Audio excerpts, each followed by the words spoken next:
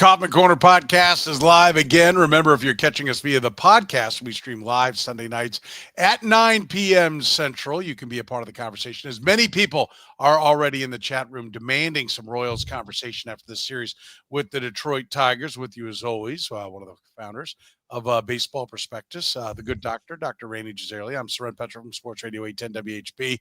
We talked tonight about another series loss. It's now 6 out of 7 that they have lost. Since their big hot streak of 15-2, what's our reaction to dropping another game back in the standings to the Detroit Tigers? Should the Royals be playing Nick Lofton more? How to handle 6 starters once Cole Reagans returns? Lugo's back. Reagans is back, at least pitching in a rehab assignment. Both of them got roughed up. Lucas Erceg hits the IL. We'll get to our minor league minute. Jac Caglianone, David Shields, Drew Beam, the 2024 draft class. Rany's got some thoughts on that and wants to get into it. We will do it right now here on the Kauffman Corner podcast.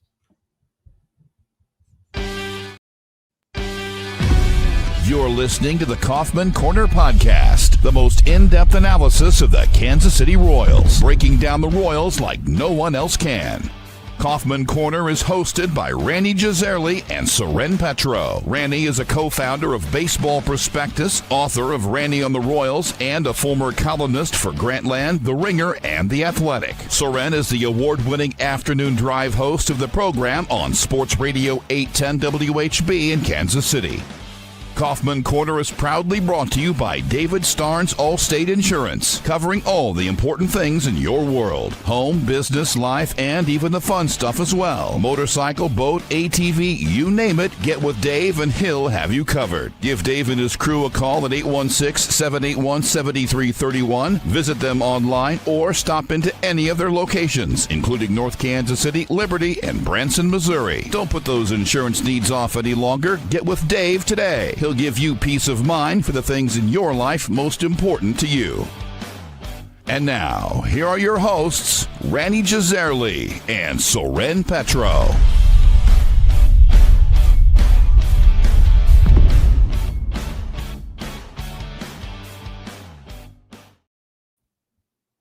Technology's great when it works, Rany. You know that?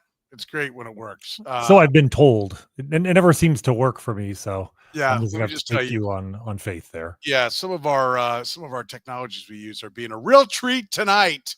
I can tell you that. All kinds of pop-ups and different things that I don't need popping up in the way of the things that I need to press to get this thing going. But we are going nonetheless right now. The Royals are not going, though, Rany.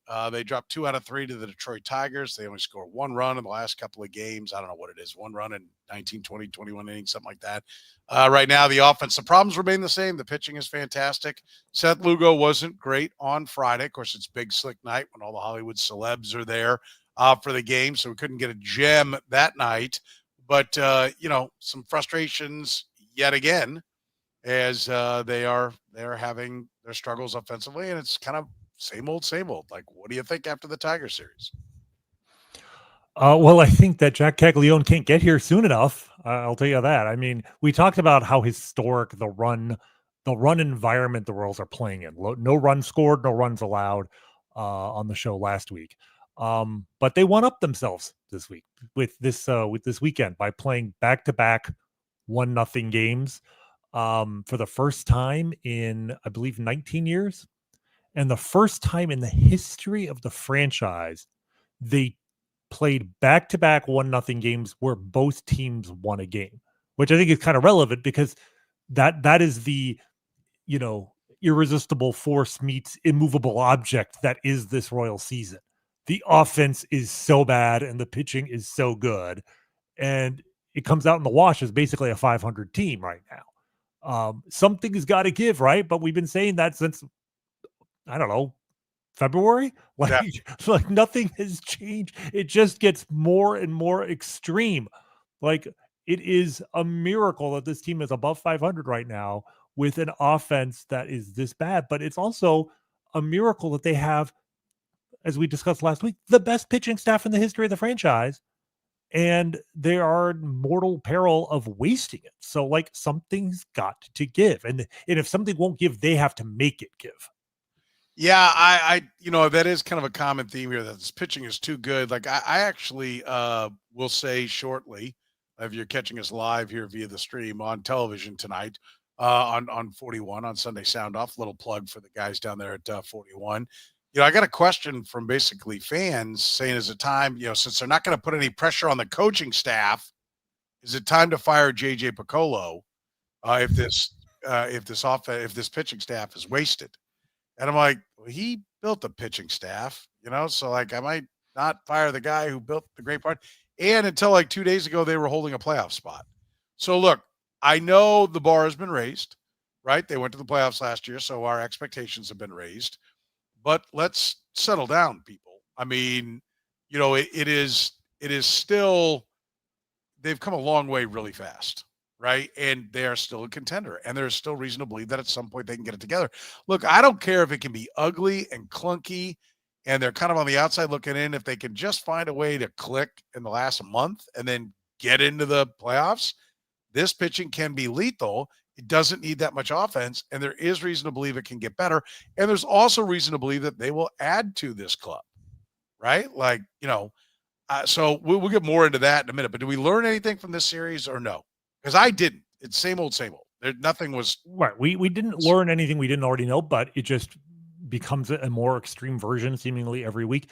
My hope is, with my perennial optimism, as we know, is we will look back at like this weekend as a good thing for this team because it may finally sort of force the front office to start making some moves that they've been probably thinking about. Maybe it'll accelerate things. We'll talk about Jac Caglianone because we talk about him every week, but I think we can start measuring the time until his debut in days. Maybe it's double-digit days, but probably not much. And it would not surprise for the first time. Well, I think for weeks you've got to have 3 minimum. Like if we're going to say we're going to measure it in weeks. If we're going to say months, you got to have at least 2 months. Okay, so it's not 2 months and it may not be 3 weeks. I would have said 3 weeks or 4 weeks last week. I think it's moved up to the point now where for the first time, it would not surprise me if when we talk next time, he is in the major leagues. Like we have reached that point, both as a testament to what he continues to do in AAA, but as a result of just they've tried everything else. To paraphrase Winston Churchill, who his famous quote, although of course, like most famous quotes, he may or may not have actually said, but the quote is that Americans can always be trusted to do the right thing once all other possibilities have been exhausted. I feel like what I've learned from JJ Picollo's tenure is you can always rely on JJ Picollo to do the right thing, just usually about a month after you want him to do it.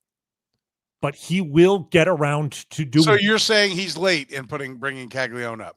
I phrased it. I want to be clear. No, I didn't. You're on the record as saying they should have already brought him up. I chose my words carefully. You want, as in you, the average fan. Like the fans have been clamoring for him for weeks now, right? And this is a deliberate strategy. You wait until you think a guy's ready, and then you wait a little bit more. Right? They've waited to give him a chance to fail. He is not cooperating with the program here because he refuses to go into a slump. But what's driving this is more the alternatives we have in the major leagues than what he's doing in AAA. I mean, I think the most important thing to take from this past week in AAA, more than his performance, which is the same it's always been. He hit a nice home run. I think it was Friday night. His strikeout rate has been very, very good. He's still swinging at too many pitches outside the strike zone. That's what he does. He's not going to learn to stop doing that in Omaha, right? But the most important thing is this. On Tuesday, he started at first base. On Wednesday, he started in right field. Thursday, right field. Friday, DH. Yesterday, right field. Today, right field. Like, they're telegraphing. Like, this is not subtle. There's no hidden messages here. They are getting him ready to play right field in the major leagues. And we're not surprised. We were told this is what they were doing. Yeah, exactly. As I'm saying, there's no subterfuge here.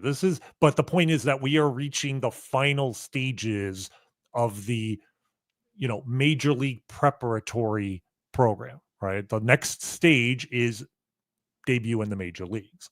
And the Super 2 deadline, right? The arbitration deadline, which is the point at which a player is brought up late enough into the year that he's not eligible for arbitration with 2+ years of service time. It's not an exact number. Teams, it's based on the number of players who are eligible in any given year. The top, I think, 1/6 of them in terms of service time get arbitration eligibility. But teams track this internally. Every single player in the major leagues, they are very aware of how much service time every player has, and they plan it accordingly. Can I stop you? Okay. Jeff Passan, the Kansas City Royals are calling up slugger Jac Caglianone, one of the top prospects in baseball. Sources tell ESPN Caglianone, 22, is hitting .322, .389, .593 with 15 homers and 56 RBIs in 50 games between AA and AAA. Okay. We have breaking news. Okay. Well, thank you for that warranted an interruption. Okay. Yeah. You're like, how dare you interrupt me? I was like, what? I was worried there was a technical issue. No, not a technical issue. No. All right. Yep. All right. Well then. This show just changed its agenda. Nope. Let's get back to Nick Lofton. Okay. Well, the question I think we had on the agenda was, should Nick Lofton be playing more? The answer is no, because Jac Caglianone is going to be in the starting lineup on Tuesday. Wow. Okay. That's okay. So I was just about to say that the deadline is right around now. Yeah, I was just going to say, and I'll let you continue with your thought there, but we talked about last week. Okay, we know he had a red hot week. He's supposed to face better pitching this week.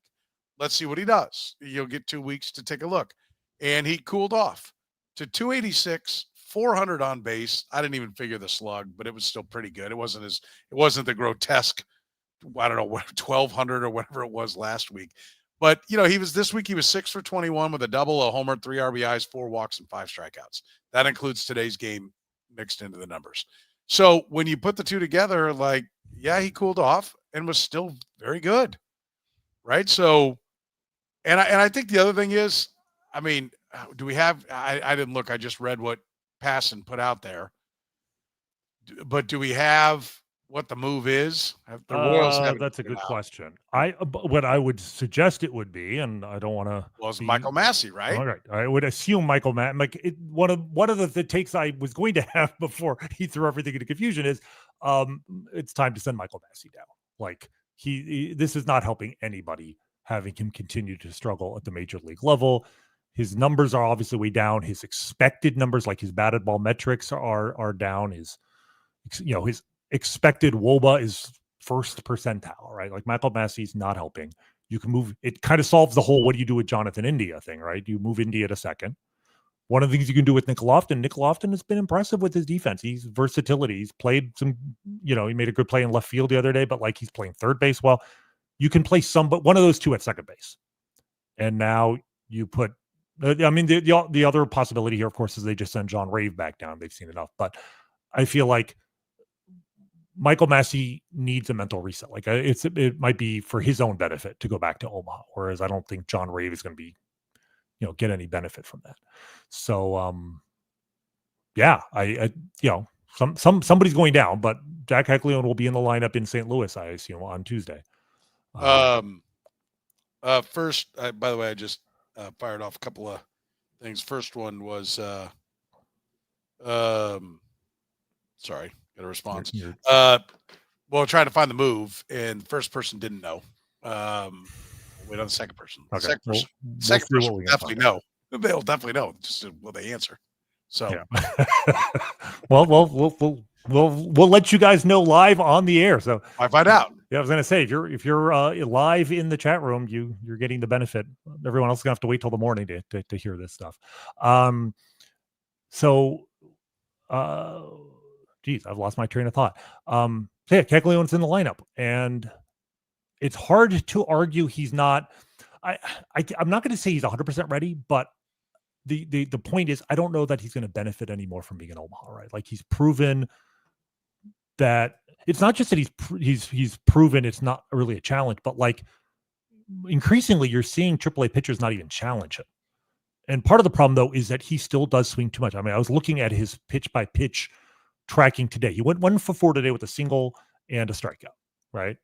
But he swung at a lot of pitches today that were 6 inches to 12 inches outside the strike zone.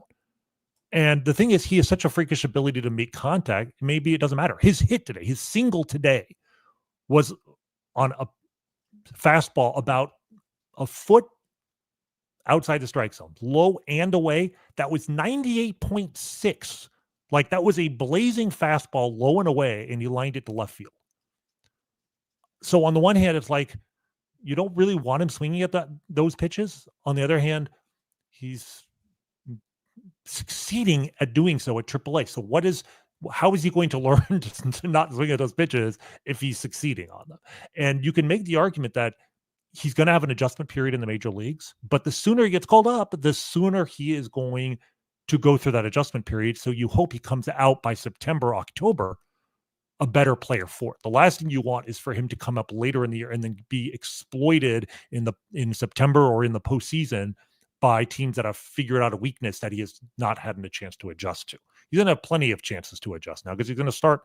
There's 102 games left in the season, right? So he's going to have plenty of opportunity to adjust to whatever teams figure out is a weakness in his game. Yeah. And I think, again, no response as of this time, which, I mean, it's been a while since the game. If this was a decision that they just came to after, discussing today's game, they got to find said player, let him know. But I would assume that's already happened. I'm sure we'll know the corresponding move here shortly. But it's got to be Michael Massie. I'll be stunned if it's anybody else. Nick Lofton coming up, as you just laid out, where everybody can play. You've got all kinds of position flexibility with Michael Garcia, Nick Lofton, Jonathan India now proving, that he can at least go out to the outfield. So you've got a backup at every position now, and I don't see any reason to send John Rave out at this point. What's the purpose of that? Like, you brought him up, let's see what he can do. Exactly. And frankly, I mean, Rave would be a decent bench player. He plays pretty good defense. He's pretty fast. Like, you can do some things with him off the bench. And look, even if Caglianone is going to be he's clearly going to be starting every day, but if he's playing right field, he may not stay in the game when they have a 1-run lead in the 8th inning. Like, he's probably going to come out for defense. At least to start. So having a guy like Rave on the bench has some value. So I assume that's what's going to happen. But what's interesting, I was making the point that the deadline generally for teams to keep guys in the minors so they don't get arbitration a year early is usually around the first week of June. And that's why I really thought like a few more days. I thought we were going to count it in days, not seconds, apparently, but I thought it was in days. And so the fact that they're calling him up and you'll be on the active roster June 3rd, either means that the Royals have been tracking that data, like I said, about all the different players who are ARB eligible and have figured out that in all likelihood, they are safe from having to pay a full extra year of arbitration salary to him, which, I mean, that's $10-15 million over the 5 years potentially that he would be under contract but eligible for arbitration. Because it's not just you make more money the first year you're eligible, it's that every year after that your salary is pegged to what you made the year before, and so it could easily compound, be easily $10-15 million. So either they've done the math and they are confident they'll be okay, or they've frankly decided that it's worth spending the money. You're not losing club control, you're losing money. It's just money. And, to the ownership's credit, like, they are willing to spend money when necessary. I think it would be kind of weird to wait this long and then not be willing to wait another 5 days if that's what it was going to take. So I think there's a good chance that he will just miss the arbitration thing. But it's a credit to the team that they're willing to say, you know what, we can't afford to lose any more games because we don't have any offense in the outfield. And if it costs the money down the line, so be it. Yeah, I think, look, they've been patient, and I think this is one of those things. I had a discussion with Sam McDowell this past week about, hey, there's two things that work here. One, getting the player ready, completely ready. I liken it to baking a cake. You know, the cake to be perfect needs to cook this long, right? Now, there's an offense that's starving. It needs nutrition. It needs to eat something. Like, we could wait 5 more minutes for the cake to be perfect, or we could pull it on out now. It might be a little mushy. Let's go, because he's better than the food they got. And I don't know that they intersected, but I don't know that they didn't either, right? That those two timelines didn't intersect. You know, like it could be that he's completely ready. This is it. We just wanted to see him go up against a week of better pitching. 286 and 400 on base is fine. A double and a homer, 4 walks, 5 strikeouts. You and I have both been talking about that. That's a better ratio than he's had throughout the minor leagues this year. Mm-hmm. I mean, all the numbers say he's ready to go. And so they pull the trigger. And, you know, like if you pull the trigger when you're up 1, I mean, I guess you're not panicking. They're down 1 in the wild card, 2, 3, you know, what? They got to pass 3 teams. There's 2 in between them and the Twins. So you got to pass 3 teams, but they're very much in the thick of it. This doesn't look like a panic move. It doesn't send a message in the clubhouse that they're panicking. They've got a guy who needs basically a reset in the minor leagues in Michael Massie. And even if they do surprise us and send down Nick Lofton or John Rave, they're not career big leaguers that are there. They've moved off of Hunter Renfroe already. They've just kind of one by one gone through each, you know, the old, like if you change numerous variables all at once, this isn't a science experiment. You're trying to get the offense going. You can change multiple variables, but by doing it one at a time with each one of these things, MJ Melendez down, Hunter Renfroe out, you know, now presumably Michael Massie, I think has got to be what it is. You know, this is not a panic. It doesn't send panic through the clubhouse, and hopefully a little power in the middle of the lineup is exactly what they need. Now, how do you put the order together? Ooh. Our rundown did just go. Yeah, exactly. No, you get to watch us on the fly. Yeah, we're allowed to call an audible if ever if we get. And I want to say, be sure to thank Jeff after this for tweeting that out at like 9:14 and not like 9:49.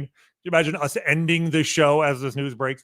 In terms of where he bats in the lineup, like the Royals have always been very conservative about like it's enough that you're asking him to kind of save your offense. The last thing you want to do is like drop him in 3rd, you know, in his major league debut. I mean, Alex Gordon, I think, batted 6th, right? So, and the other thing is, you know, splitting up the lefties and righties. So a lot of people are like, oh, bat him and Vinny back to back. It's like, no, I don't want back to back lefties. You know, you want to break those guys up. You could put him 5th, but I honestly, the way Miguel Garcia is playing, I'd bat him 6th. I'd have, you know, if it goes India, Witt, Vinny, Salvi, and then Miguel Garcia, you know, in the 5 hole, I think it makes a lot of sense to put him 6th. You could even put him 7th behind Drew Waters. I mean, Drew Waters has just been like the definition of solid, right? Just he's giving you just enough at the plate that you're fine with him in the starting lineup. He's a switch hitter. So 6 or 7. You know, you're not batting him 9th. Like Kyle Isbell is a 9 hitter for a reason, and a good one in the sense that he understands what his role is down there. But I'd probably bat him 6th or 7th. And obviously, if he comes out at the gate hitting bombs, he can move up quickly. There's, you know, he doesn't have to stay there. But 6th, I'd be shocked if he's batting above 6th in his, you know, debut on Tuesday. Oh, I would not be shocked. Why would you be shocked? Because it's not like the Royals to do that, I feel like. Well, it's like what they've done their entire time. I mean, I don't know how many times. Well, like I said, Gordon batted 3rd. I'm actually going to look up Eric Hosmer. Where did Eric bat in his first major league game? Randy, I don't know how many times I've said, like, how can a guy go from being not one of your 26 best players to being your 2nd best hitter? I don't know how many times I've said that when they bring a guy up and they immediately throw him in at 3. Well, Eric Hosmer, major league debut, batted 6th. Okay. Gordon was 6th. I think this group is much more likely to not put him in there, right, than past incarnations. So I will grant you that. Mustach is 6th. Apparently 6th is where they put all of their top left-handed hitting prospects when they come to the major leagues. Because I believe Gordon, Hosmer, and Moose all batted 6th in their debuts. So that makes sense. Okay. And so that would put him behind who? You're probably looking at a lineup. Behind Miguel Garcia. Like if you have Garcia fifth, I'd have him sixth. Gordon batted fifth. I take it back. Okay, so he was fifth, but he was the golden boy even more than Caglianone. I feel like he was also the local guy. So, so yeah, if it goes India, Witt, Vinny, right, left, then Salvi, Michael, and Caglianone, right, left, right. So you're splitting up the lefties and righties. You're not putting him in a really high end, high pressure area, and also his combination of power and reasonably low on base. Like he doesn't, he's not a patient guy, so he's going to have a higher slug than low and a lower OBP. Makes sense at that point in the lineup. There's no point in having him batting in the top. He's not a leadoff guy, right? He's a lower in the lineup guy. Michael Garcia gets on base, as much as anybody on the team right now, including Bobby. So having him directly in front of the guy who can hit the 450-foot jack seems like a wise, distribution of their talents. Yeah, agreed. I think, what do you expect him to be now, right out of the gates? Right. Obviously, that's the question. I think he is. I think the power is real. I think the power will play. It's not just about like the pretty videos and the sexy exit velocities. It's about the fact that he makes enough contact that he's going to get to that power, right?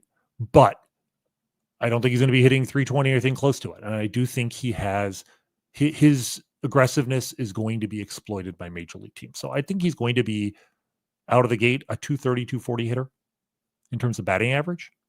And that might mean a 280 OBP. I don't expect him to have elite on-base percentages by any means to start. If he puts up a 300 OBP this year, that actually would probably be okay. I think I would take that right now, a 300 OBP. But I think the slug will be 450 to start. And, with the potential, if he really starts hitting bombs at this point, gun to your head, does he lead the team in home runs at the end of the year, even given a head start to all the other guys? And what is he chasing? 8? Exactly. Vinny's got 8. Like he could end up leading the Royals in home runs this year. Yeah. I'd probably put it close to even money. Yeah. Just because young guys can struggle, it's a big jump right to the big leagues, but his raw power. I don't think Vinny's going out there home run hunting, and I don't think he's going out there saying, well, I got to win this.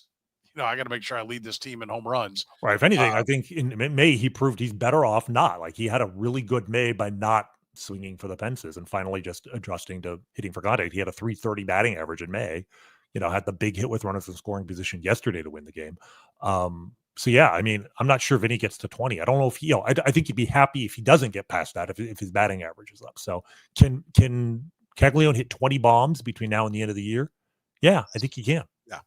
We're talking Jac Caglianone here in the Kauffman Corner podcast. When it comes to your insurance, you should talk to our friends at David Starnes Allstate Insurance. David Starnes Allstate Insurance, serving the Kansas City area and all throughout the Midwest. With David Starnes Allstate, it's not just about fender benders. Beyond traditional safeguards, enjoy perks like roadside assistance for unexpected breakdowns, transportation expense coverage when your car is in the shop, auto replacement protection to keep you on the road in style, and much more. You can give Dave and his crew a call at 816-781-7331. Visit them online or stop into any of their locations, including North Kansas City, Liberty, and Branson, Missouri. David Starnes, Allstate Insurance. Northland Injury Law, Kansas City's Google 5-star rated personal injury lawyers, serving KC for more than 40 years, voted Kansas City's #1 accident lawyers, helping people with serious injuries from car accidents, work accidents, falls, and other personal injuries. Northland Injury Law doesn't get paid unless they get money for their client. Don't wait, get compensated now. If you have a case, text HURT to 22222. That's HURT to 22222, or call 816-400-HURT. That's 816-400-4878. The choice of a lawyer is an important one and should not be based solely upon advertisements. By the way, I'm not amazed at all, but I'm already getting I'm glad he had 2 weeks in AAA. Like I am. Like what? I'm already getting that's like we wasted 2 weeks. Like they'd have won 7 more games if he'd have been up on the big leagues. We're talking about Jac Caglianone, obviously. Jeff Passan reporting that he is going to be called up by the Kansas City Royals. We don't know the corresponding move. I have not gotten any kind of official comment yet from anybody. But we assume it's going to be Michael Massie. That would seem to be the obvious one. But if not, it's probably John Rave or Nick Lofton. I don't think they can be accused. It's less than 1 year since he was drafted. Soren, do you remember? Do you know who the last player was to start a game for the Kansas City Royals less than 1 year after they were drafted? I said start. So Brandon Finnegan. I specifically left out Brandon Finnegan because I said start because Finnegan, was in the majors, and obviously, what he did for this organization was phenomenal. But he never started a game. He was a reliever, right? So not him. And I'm not saying I have the answer definitively. I haven't gone through every single player who's ever been taken. But man, give me a clue. Give me some clue. Well, I'm not sure. Let's put it this way: I have not found the last player I could find. It's been a very, very long time. Clint Hurdle. Not that far, but only because the player I'm talking about is maybe the only player with power that's comparable to Jac Caglianone. If we had exit velos. Bo Jackson. Wow. I'm not certain. And if anybody listening in the Royals PR department, get on that, because that'll be a great one to drop into your media notes on Tuesday. But I'm pretty sure no one has started. Now, there have been some, like I said, guys who come in. Jeff Granger, who was a draft pick in 93, I want to say, had it in his contract. He was the 5th pick in the draft, so he got an automatic promotion to the major leagues in September. He was a reliever and never turned into anything. But yeah, as somebody who has actually been a starter less than a year, it's been 10 and a half months. The draft obviously was in July, but even if it was in June like it used to be, he'll be in the lineup less than a year. So that in of itself is extremely impressive. Yeah. And it kind of dovetails into something we wanted to talk about, which was the draft last year as a whole, right? Which might be worth talking about now, because that was Brian Bridges' first draft. Let's do it. Director. Yeah. And so the thing about last year's draft, obviously drafting Caglianone seems like a no-brainer now, right? But sometimes the Royals don't take the guy who somebody will drop in the draft. And it seems like, this is a perfect opportunity for the Royals to get a guy for good value, and then they don't take that guy. When they took Blake Mitchell, there were like 2 or 3 guys who were certainly a lot closer to the major leagues, college guys who were almost major league ready hitters, including another catcher by the name of Kyle Teal, who was my guy in that draft and was available, and they didn't take him. Kyle Teal now is a top 25 prospect. In AAA, he was the centerpiece of the Red Sox trading for Garrett Crochet from the White Sox. And he's like the White Sox, he might be in Chicago very soon. They took Blake Mitchell, who I like, quite frankly, but is rehabbing an injury and will be an A-ball. And, the point is they with the old drafting strategy and the old drafting coordinator, the drafts leave a lot to be desired. We that's an understatement. We can get into that. Last year, there were 2 guys that the consensus were definitely above all other options when the Royals were drafting at 6. It was Jac Caglianone and it was J.J. Weatherholt. He's a college hitter, different guy. He was a shortstop / second baseman, line drive hitter. Right. I would have been happy with either one of them. And I'll be honest, I think on the show, I think I may have said I think I would take Weatherholt, but it's only because Caglianone, even then, his plate discipline was considered. I was worried about him coming to an organization that never really prioritized that before. And Weatherholt, Keith Law just put out his updated top 50 prospects in all of baseball list this week. And he has Caglianone at 13. He has J.J. Weatherholt 12. Keith Law, who we're scheduled to talk to next week. He may be on this program next week. And something will have happened. We're scheduled to talk to him next week. Yes. And it's maybe like it's like a ferry might deliver him or something. We've reached out to him. He said, "Yeah, I'll do it." So anyway, so he had Weatherholt 12. The point is, Weatherholt's a very good prospect, but if only for the fun factor, I'm much happier with Caglianone. Haggleon, Weatherholt's a line drive hitter, going to be a really good player, middle infielder. But Caglianone hits bombs we've never seen before Kauffman Stadium, I feel like. So I'm happy with that pick. But so the point is, give Brian Bridges credit for taking, the tools, the incredibly toolsy guy, but also correctly identifying that the concern people had about him swinging at too many pitches, that he had the talent to make that kind of an irrelevant thing. And at least to this point, it seems completely true. And frankly, his power may have been undersold because we knew he was, maybe the best power hitter in that draft. He might be the best power hitter to come through the draft in this decade to this point. So, credit to him there. But let's talk about some of the other draft picks, right? The second round pick that the Royals had last year, David Shields, a left-handed pitching prospect out of high school. And if you recall, when we talked about the draft last year, we kept coming back to how similarly he kind of resembled Frank Mazzucato in terms of his overall profile. He was very young for his draft class, only 17.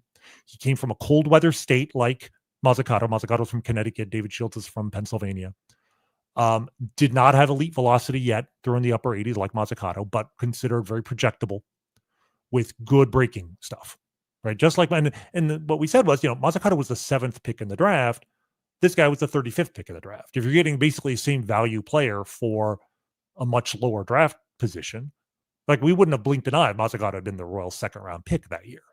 The issue was he was a top 10 pick. So we liked the pick in that context at the time, but obviously we want to see results. David Shields did not start the minor league season on a minor league team, right? He was only 18, but he did not break camp with A ball. They waited till rookie ball started. He got a start. It was a promising. He gave up 4 runs in 4 innings, but it was like no walks, 5 strikeouts. And then he got promoted. After 1 start in rookie ball, he got promoted to the low A Columbia Fireflies. So that's impressive. And Mazzucato did the same thing. He started with full season ball in like May after his draft year. But the difference is Mazzucato in his first full pro season walked a batter in every single start, walked at least 2 batters in every start but 1. Shields in his starts for A ball this year, and the timing of this is not great because he got beaten up a little bit today. But before today, his first start in A ball, 4 innings, 2 hits, no walks, 5 strikeouts. Then 4 innings, 1 walk, 5 strikeouts. Then 5 innings, 1 hit, no walks, 7 strikeouts. So the point is, and then today he didn't pitch well, but the point is he's already gotten a promotion. Even with today, but to your point, even with today, and Shields was taken right after Caglianone. Yeah, he's 18 years old. And the reason I bring him up is in this write-up that Keith Law has of Jac Caglianone. We can talk about this more with him next week. He ends it with, but he obviously Shields has a 1.84 ERA even with today's tough outing. And here's what he says, Keith Law. Between Caglianone and left-hander David Shields, who's looked very good in 3 starts so far at the lowest levels, scouting director Brian Bridges' first draft looks like a great one. And as well as I do, Keith doesn't use the word great very much. Like you get a compliment from him, it's meaningful. So that's, and then, briefly, the 3rd round pick, Drew Beam, a college pitcher, has had a very good start in high A ball. I think he's at 12 walks and 50 strikeouts, and probably will get promoted soon. So all 3 of the Royals' first picks from last year are likely to have been promoted mid-season, probably later this month. That's a really good start. Like, it's 1 draft only, but we had high hopes for Brian Bridges. And just like, Brian Sweeney and Matt Couture, like when JJ Picollo brings people in from outside the organization, to this point, he's batting, maybe not 1,000, but he's batting a very, very high average. Like, give the organization credit for going out, identifying people who can help bring in new ideas to the organization. Maybe he waited too long on Brian Bridges. He probably would have been nice to have brought in a new scouting director earlier, but it's worked. And I'm excited about that part of it too. Yeah, I agree. And it speaks to the fact that, the draft. I mean, what how much more could you believe in Brian Bridges right now? Then your high school pitcher is lights out, and then your college hitter has been called up within a year. It looking really good, right? Obviously, it's one draft is the only reason to be skeptical is that you want to see him do it again, and he's got to have another chance to do it again in about 6 weeks. But this time he won't have a top 10 pick. So, but big feather in his cap right now. I mean, Caglianone has been everything the Royals told us he would be, and that's all you can ask for, really. Because the expectations were immense going into his career, and he's frankly exceeded expectations to this point. Yeah, I mean, I had him on the lineup in October. That was my bold and daring prediction. I didn't have him in the lineup on June the 3rd. Right. So, and by the way, you do a pretty good job of the bold and daring part of it, right? There are some folks that like to do like a nice easy one, so it can look like, oh, I got it right. Jac Caglianone will hit at least 5 home runs this year. Like, that's neither bold nor daring, right? But to your point, yes, and I think the fact that they are, he was the 6th pick taken. Like, he is rising up the board. I mean, I think everybody is going to be putting him up higher and higher and higher. I am kind of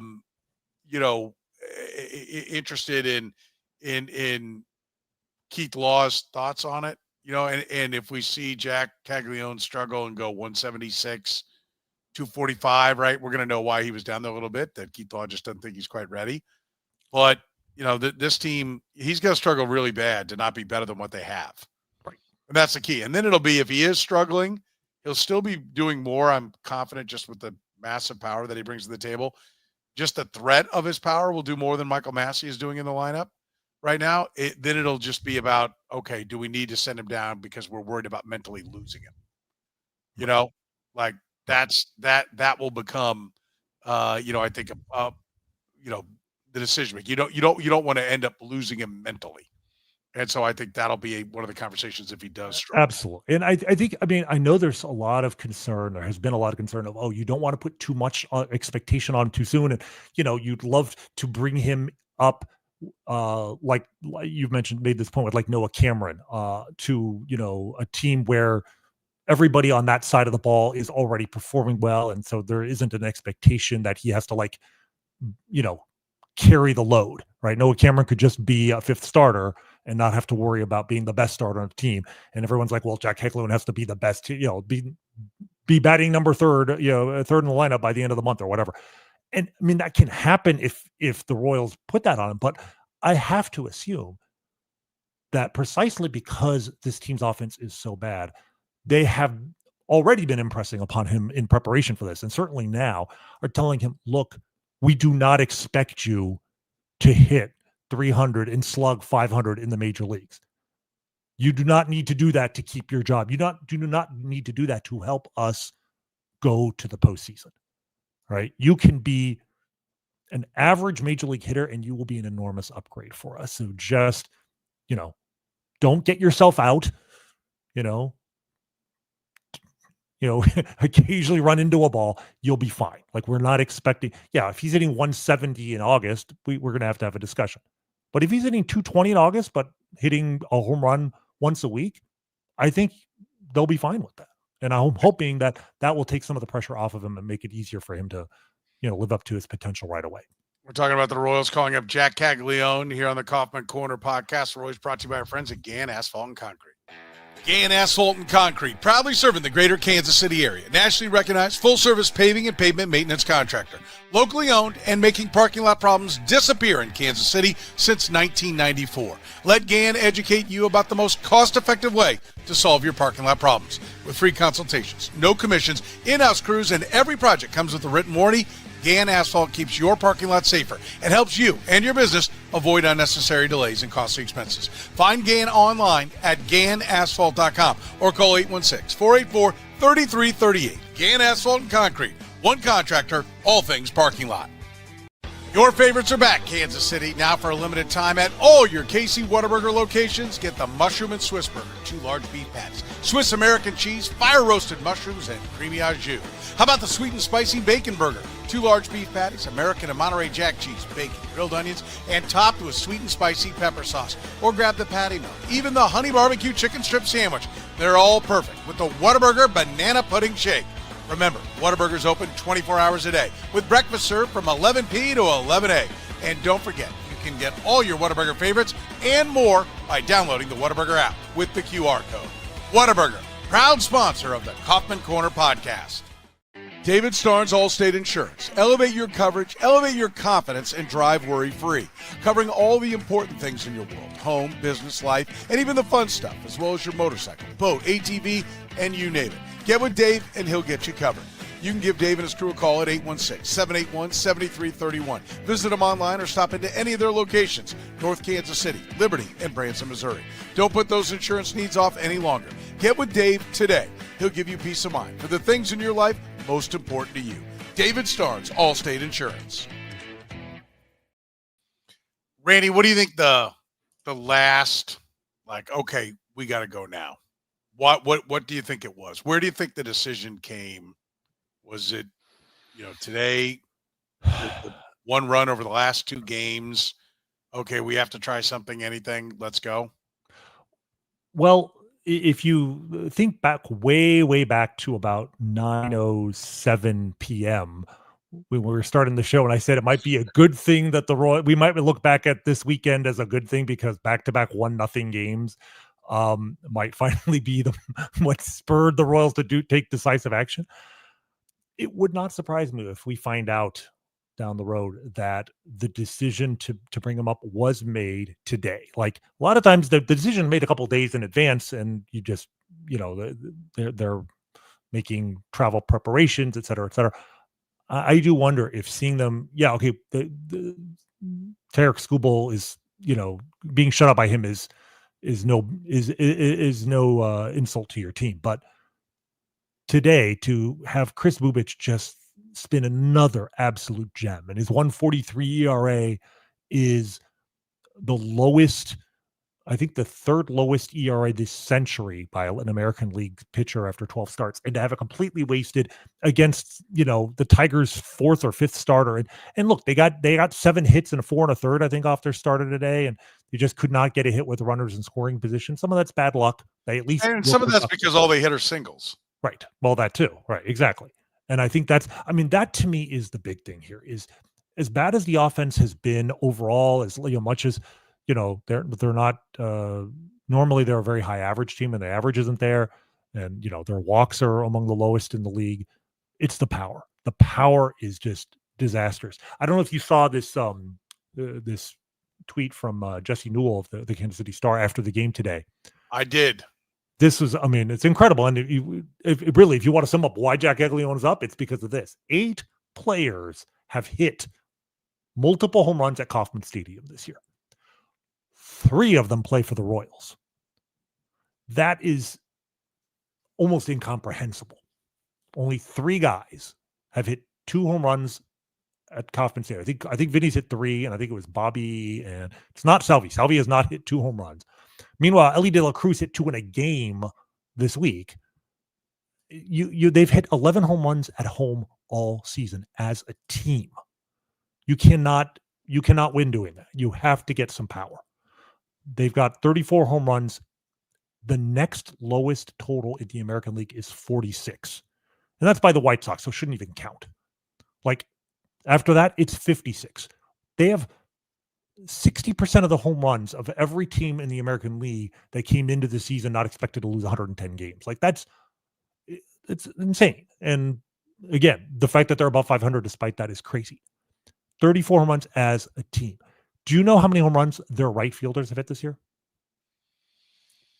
Oh, man. Didn't Renfroe had 1 or 2? Nope. Yeah. Nope. The Royals have had 1 homer from the right fielder by Drew Waters. Wow. They've had 2 from left field. 1 from MJ Melendez and 1 from Jonathan India.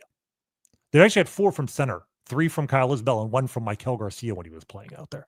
Okay. They have more home runs from center field with Kyle Isbell going into the season. If you had told me that center field would have more home runs than both corners combined, that would have not been a positive indicator for where this season is going.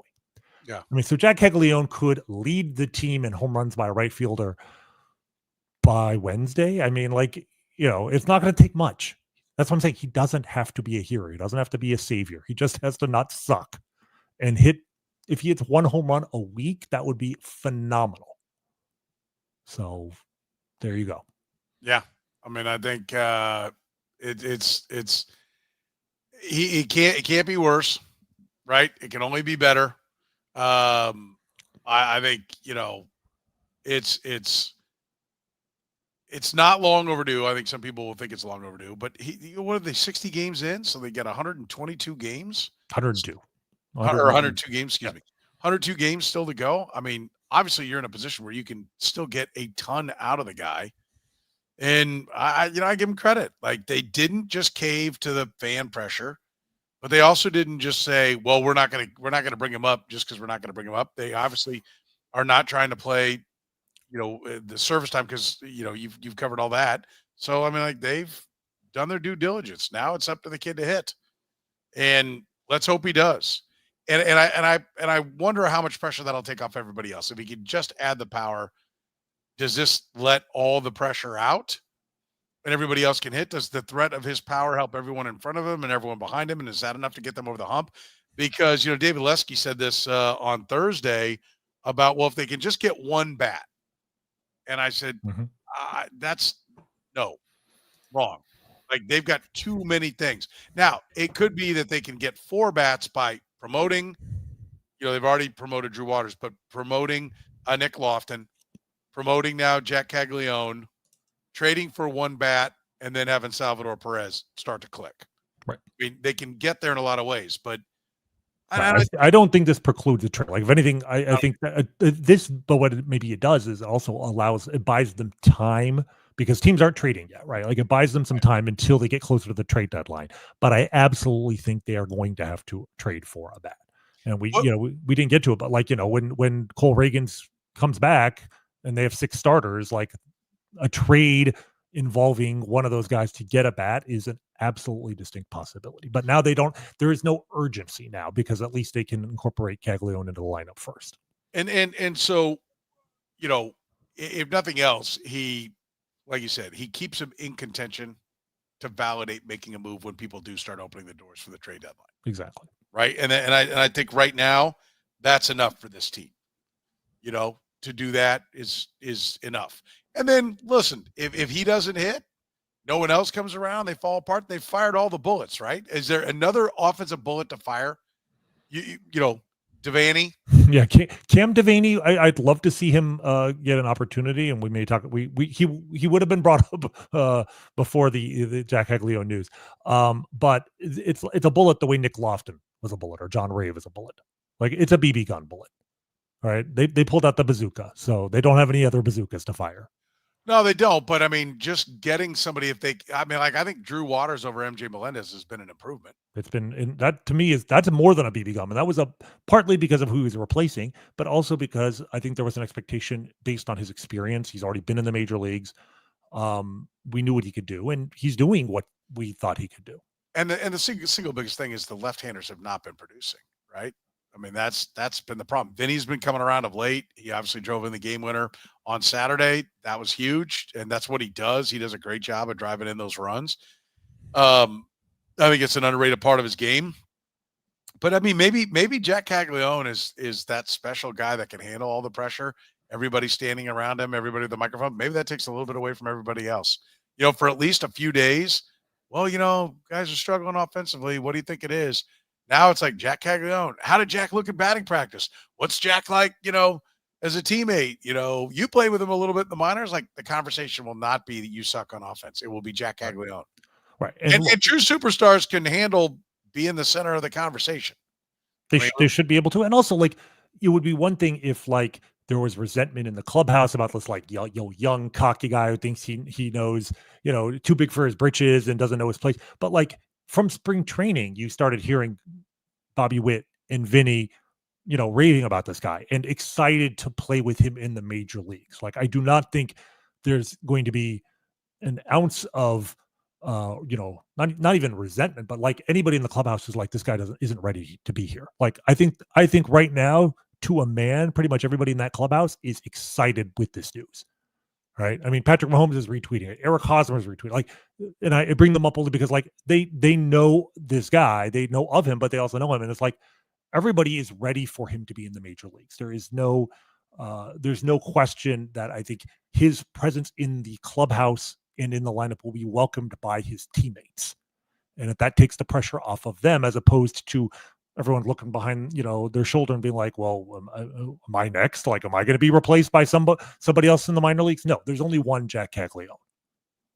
And he's here to help you win, ideally a World Series. So I think that it will be a net positive in the clubhouse as well. All right, Randy. So how many career home runs does he hit? 764. I asked that question to Daniel Mack this week. Oh, you did? Yeah, we're headed to the Linda Hall Library for the sabermetrics and baseball science talk. And Daniel was one of the panelists. And he said, I don't even know where to begin. It's like, I can't answer that because there's somebody. And like, I let him off the hook because I know, one, I put him on the spot. Let's see what he says. Like, to me, the answer in his position is to say, what's the record? I'll go 800. First one to 800. Right. But then even that, somebody might be like, are you kidding me? How much pressure are you going to put on this kid? Exactly. You put him in a very no-win situation. And if you put it 350, the business side's like 350. Like, we're trying to sell some tickets here. Like, it is. So he did a nice job and I didn't push him on it, but I will push on.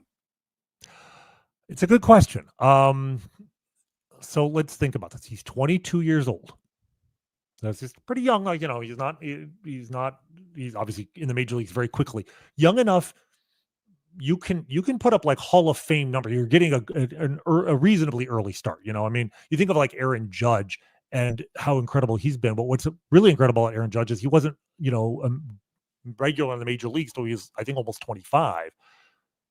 Caglianone has a 3-year head start. I don't think he'll catch wherever Judge ends up because Judge is hitting 60 bombs a year now. But if he's a starter for 12 years in the major leagues and hits 30 homers a year, I mean, that's not crazy, right? But that's 360 home runs, which would surpass the Royals franchise record. I think it's 305 by George Brett, if I recall.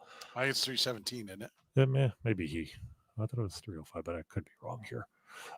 Either way, I think 360 is a pretty good ballpark number.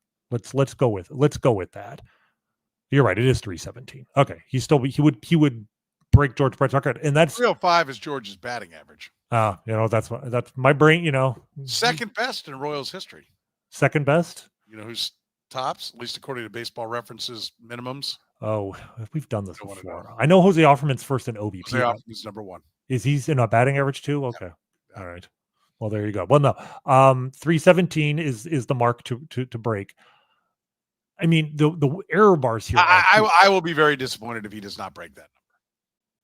The question is very disappointed because he could have a great 5-6 year peak and then fall off and still fall short. But I'll be the way he's rocketing up. I'll be disappointed. Doesn't mean he'll suck. Doesn't mean it was a disaster. I'll just be disappointed if he doesn't break the franchise record. If he doesn't hit that many career home runs, I will not guarantee that he hits that many in a Royals uniform. Right. Well, that's the other thing, right?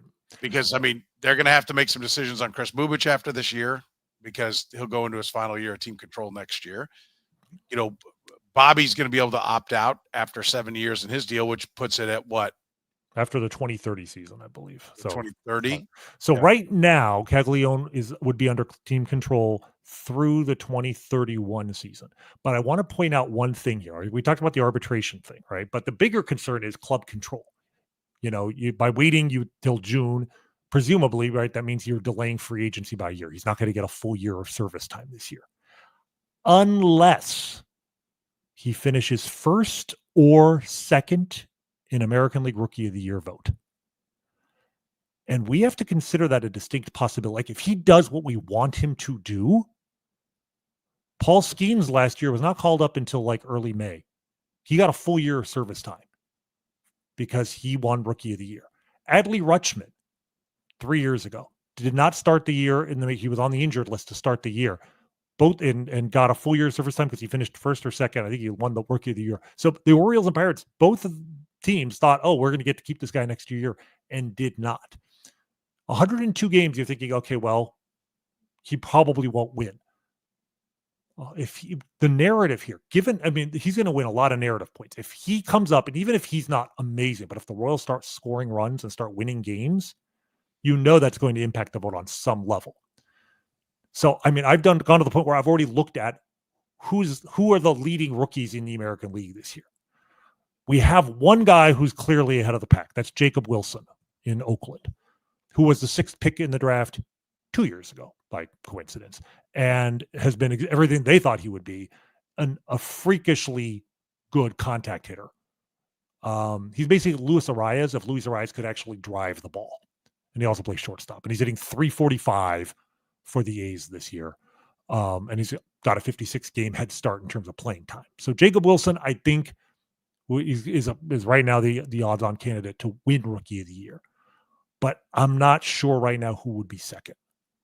And the question is, would you trade Jac Caglianone finishing second in the Rookie of the Year vote and losing that year if it meant that he had a really good 102 games, and it may be the difference between making the playoffs and not? So that's kind of the devil's bargain here, right? If he's not good, well, then you're going to keep him in another year. So it doesn't matter. If he is good, he might be the difference between making the playoffs and not. But it also might mean that the Royals lose him and Bobby Witt after the 2030 season at the same time. So riddle me this. What if Jac Caglianone doesn't hit? Alex Zumwalt's name came up in the chat room. Mm-hmm. Is that the final straw for Alex Zumwalt, at least in this position? So, my opinion right now today on Alex Zumwalt may not be very popular. Certainly in their comment section, it won't be. But I will say this right now: I do not think Alex Zumwalt should be fired. Mid-season, a lot of people are calling for his head. I just feel like firing your hitting coach in the middle of the season. The Royals have tried it. A lot of bad teams do it. I don't think it's going to move the needle, because the problem the Royals have with their hitting is more than just one coach. It's an organizational thing. And it's like a battleship. It takes time to move. And trying to move mid-season, you're not going to be able to hire outside the organization mid-season no matter what. You're going to have to hire from within. So how does that really change things, right? They made their bed this winter. We both wanted Kevin Seitzer in this organization. You probably have noticed the Seattle Mariners have got a really good offense. Cal Raleigh is on pace to break the all-time Major League record for home runs hit by a catcher. With a hitting coach that the Royals let go because apparently he didn't stress power or something, right? But the Seattle Mariners, not surprisingly, are a big they're impressing this year. They're in their offense, I think they have the second best OPS plus in the American League at 112. So missed opportunity there, but you're not going to fix that midseason. So I think, and look, it's not like Alex Zumwalt hasn't had some successes. Michael Garcia has been a big success this year. Caglianone will be a great test. And you know what? It might keep him his job. If Caglianone comes up and rakes and the Royals offense stops sucking this badly, it might keep him his job. But if not, then absolutely this winter, we were kind of pussyfooting around it this winter. We were kind of nice about it in terms of we wanted to bring in a guy, but not necessarily get rid of Alex Zumwalt, but results at some point have to matter. And the results are not just bad. They're historically bad. It's, the pitching coach who shall not be named bad right now. So hopefully that changes the second half of the season. But if not, yes, Alex Zumwalt's tenure needs to be strongly questioned. They've lost 6 out of 7 series. To their credit, they managed to win one game in each of those. They didn't get swept. They've not been swept, only once this year to the Yankees. Yeah, and so I think that is a giant part of it. I don't know how many times we've talked about the 12-game losing streak. If you can just get one in each of those series, you're 8 games better. Mm-hmm. But now, in that run, and it's so they are in the fight, and they're putting it all on the table. I think you got to applaud this organization, don't you? This move today, it's like you said, it's not a desperation move. They've given, Caglianone has had the opportunity to prove he's ready, and he's done everything that he could do to prove that he's ready 8 weeks into his first full pro season. So this is not a rush move, but at the same time, the Royals, people are like, oh, they should have brought him up a month ago. No, I don't think. I think that would have been rushing him.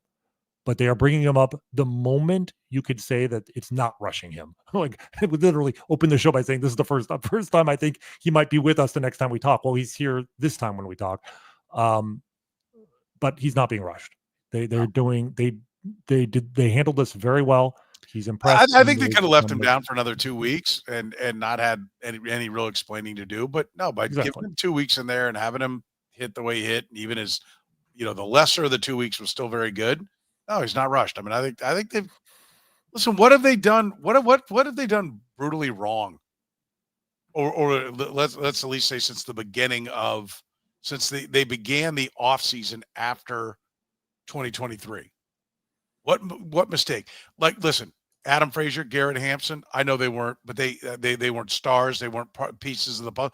They weren't given multi-year deals, and they were useful bench players. They had their use. Yes, they had to fill the spot. Now they're calling up Nick Lofton. They're calling up Drew Waters. They're calling up John Rave. They're filling. And when they had Kevin Biggio signed, they didn't hesitate when they thought Nick Lofton could do better. They put him in. Right. I don't, and then the first draft classes, they continue to assemble the front office that they want by adding Brian Bridges to the mix. You mentioned it earlier. People didn't hear it if they joined us late. David Shields didn't have a great day today, but has been lights out up to this point, the second round pick, the high school arm. And now Jac Caglianone is torn the cover off the ball. So the drafting looks good. We know they traded for Cole Reagans. They signed Michael Wacha. They signed Seth Lugo. They re-signed Michael Wacha. They got a long-term deal done with Bobby Wood Jr. What? Like when I get a question like I got on TV in 22 minutes, or really it's going to be about 33 minutes from now, I'm going to get a question on TV on 41. Like I said, a little plug for Sunday Sound Off, where somebody said, is it time to fire JJ Picollo because of the offense? Soren, I love hot takes, but that's like nuclear take that just leads to like nuclear winter and destroys everything in its path and leaves nothing that can survive behind it. Because that's so ridiculous. And coming from somebody who 2 years ago was on that boat. But like you said, from the middle of 20, not even the end of 20, from basically the moment they traded for Cole Reagans at the end of June 2023 to today, here's the list of things that I, in the moment did not like and said so and did not work out. Signing Hunter Renfroe. I think that's about it. Yeah. And I would say not sign and like not hiring Kevin Seitzer and maybe not bringing in a new scouting director after the 2023 season waiting or the 2020. But you don't want to bring someone in just to bring him in. You want to get somebody when it's somebody you believe in. Right. And that's my point is even there. It's like, you know what, waiting an extra year if it meant bringing in the right guy. And if Brian Bridges has another good draft and proves he's the right guy, then yeah, waiting 1 year was worth it. Yeah, and for me, even on the Hunter Renfroe, and I can't even remember the pitcher's name you and I used to argue. Jordan Lyles, but that was the year before. Well, but I'll stand on the Hunter Renfroe the same way that like you just needed somebody to facilitate the game and hopefully drive the ball, and he did that for about 2 months. He was a guy that was a factor on the team. So even that, I'm with you. I didn't like the move at the time either, and at the end of the day, I think he got paid too much money for what he gave them. But as soon as like Breland Speaks was a bad pick for Brett Beach. They tried him for a year. They moved him to a position. He got hurt. And after that, they walked away. Brett Beach didn't keep trying to justify the pick. Hunter Renfroe, they didn't keep trying to justify exactly. it. He actually did make the team. They were better last year. He kind of did but they were better too. than if he hadn't been on the team, right? Because he did carry them a little bit for about a 2-month stretch. And then this year, he was an anchor from day one. They gave him 108 plate appearances and showed him the door, right? Like, so even when they did make a mistake, they found a way to minimize the damage. Yeah. So, I mean, as far as I'm concerned, JJ Picollo has been on a heater for about 2 years. Yeah. I mean, I'll give him a ton of credit. Like, and I know the life, you're like, well, they're not scoring runs. That clearly comes back to him. I get it. But my point is, what is the mistake that he has made? He is still just not even 3 full seasons in, right? He's just 2+ seasons in. So he's had 1, 2, 3 off seasons. He's had two drafts. Yeah. Right. Gonna it's have not like you could expect anything from in 2 drafts. None of those guys should be in the major leagues, and none of them have been until today. Until now. This is the first impact from a draft, right? So, and look, yes, is the offense still like god awful, like replacement level? Yes, it is, but But we do at recall least how look at bad the organization was. It's not just that they were a terrible team on the field. They had the worst farm system in baseball, arguably, and were losing 97 games or whatever when he was hired. Like, it is a miracle they made the playoffs last year. It's maybe a miracle if they can do it again. If they do back-to-back playoffs from where he started, you don't do that unless you do pretty much everything right. Right. And after his first offseason, which, I wasn't a fan of and made me lose my marbles for a little while, but since then, he has nailed it. He really has. He's done a really, really good job, both in terms of bringing in talent, but also in terms of bringing in organizational, memory in the form of coaching, etc.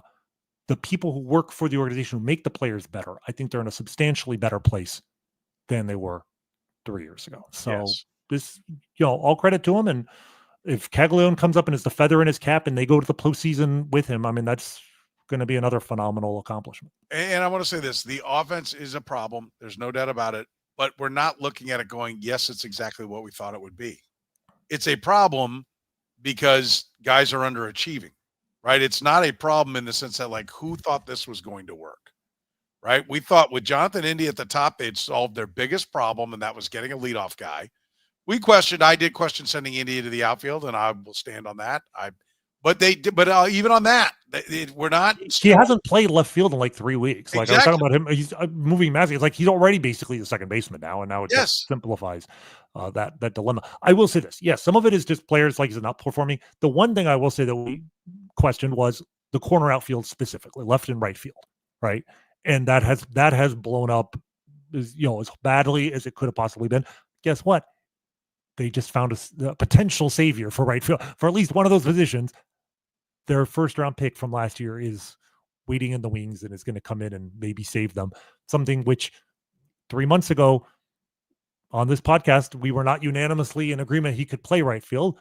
I'm still not sure he can play it well, but that's not the point. That's the genius of this. He doesn't have to be good at it. He just has to be better than what they had before, and he almost certainly will be. Yeah, and if he can be good, the lineup gets a lot better. If he can be very good, and it's been a long time since they had a guy like Carlos Beltran skip AAA. I mean, had he spent 2 weeks, what's really the difference with Jac Caglianone's 2 weeks versus not? But he had 22 home runs, 100 runs, 100 RBIs. I mean, Jac Caglianone has a chance to maybe be the answer for this. And, Miggy played out there in the outfield when he first came up with the Marlins and was part of winning a World Series that way. Like we've said it. We started this out. Historic pitching. And if now they can get just good hitting, they've got a chance. And I will give great credit to the fact that they are firing all the bullets. Like, they're leaving nothing in the clip. And I think that's a real positive. And now I will say this, debuting him in St. Louis, the idea of not throwing him in against the Yankees, I think is a wise one. But I like it as a troll job too. It's like we've to St. Louis, haha. We took him 6. You got your guy. He's set in the 7th pick in the draft. We had the 6th pick. This is the guy you missed out on. It's a good way to introduce him to the passion and rivalry as well. I'm more excited that he'll be Friday, in June Chicago 6th. On Friday playing the White Sox. You have tickets? Not yet, but I've been looking at the website. White Sox tickets are usually available at a discount, as you can imagine. But yes, now I have all the more reason to go and hopefully hear very loud contact from a position close to home plate. He will debut in St. Louis, fitting with the rivalry that's there. Then it's to Chicago, and then he comes home against the New York Yankees. So he gets 6 games under his belt, or at least will be up with the club for 6 big league games. I don't know that he'll play all 6, but he'll be up with them before coming home to take on the Yankees and the Athletics. Listen, you can always support the Kauffman Corner podcast by supporting our great sponsors, David Starnes, Allstate Insurance. You need help with your insurance? They have answers. They have help. Just call 816-781-7331. David Starnes, Allstate Insurance. Gann Asphalt and Concrete, in-house crews, no commissions, free consultations. Every project comes with a written warranty. Find them online at GannAsphalt.com. One contractor, all things parking lot. If you've been hurt in an accident, our friends at Northland Injury Law, Kansas City's Google 5-star rated personal injury lawyer, serving KC for more than 40 years.